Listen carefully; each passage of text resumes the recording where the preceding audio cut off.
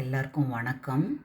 இன்றைக்கி நான் உங்களுக்கு சேமியா இட்லி காட்ட போகிறேன். பாருங்கள், சேமியா இட்லி எவ்வளோ நல்லா வந்திருக்கு. இதுக்கு நமக்கு தேவையான பொருட்கள் காட்டுறேன். இதில் ஒரு டம்ளரில் அரை டம்ளர் ரவை எடுத்துட்டுருக்கேன். அப்புறம் ஒரு டம்ளர் சேமியா எடுத்துட்டுருக்கேன். சரிங்களா? வெர்மிசெல்லி அதை எடுத்துக்கோங்க. இங்கே இஞ்சி, பச்சை மிளகா, அப்புறம் கொத்தமல்லி, கருவேப்பிலை எல்லாம் எடுத்துட்டுருக்கேன்.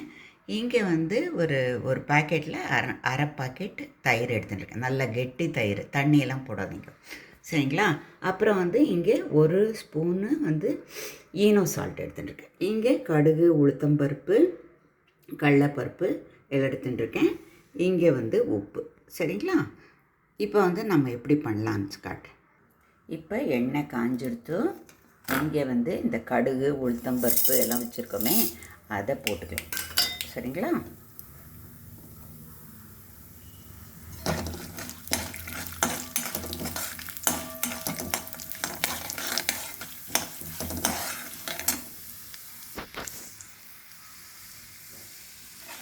நல்லா பொரியட்டும். இப்போ நல்லா பொரிஞ்சிடுத்து. இப்போ எல்லாத்தையும் போட்டுக்கலாம்.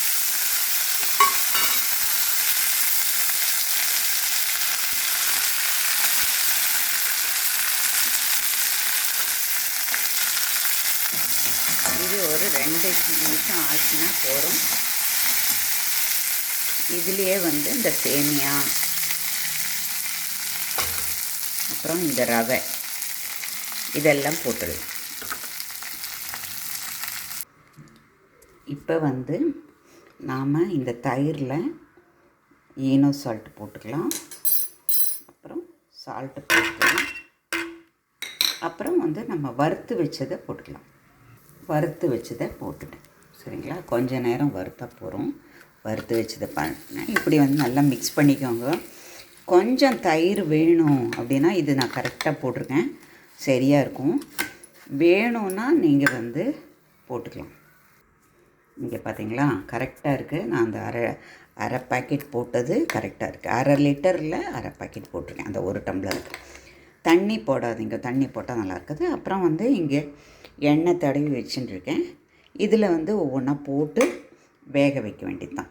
இதில் உங்களுக்கு எப்படி வரும்னா ஒரு 8 இட்லி வரும். நான் சொன்ன மாதிரி பார்த்தீங்களா, 8 இட்லி கரெக்டாக வரும்.